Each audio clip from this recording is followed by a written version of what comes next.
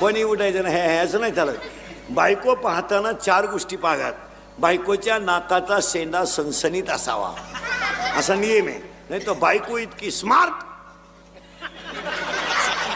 एकानं नथ केली बायकोला, नथ नागपुडीच वर वहिलं, त्यानं दामन तापावलं, नागपुडी जास्त काय.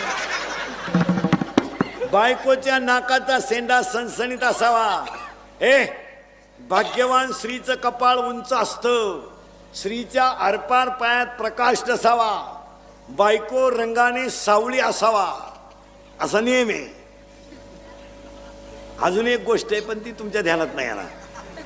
आपल्या बायकोच्या डाव्या पायाचा अंगठा आणि अंगठ्या शेजारचं बोट जर अंगठ्यापेक्षा थोडं पुढं लांब असेल तर ती बाई नवऱ्याला मरेपर्यंत ताब्यात ठेवत असते. घरी गेलो, घरी गेलो, घरी गेलो, घरी गेलो.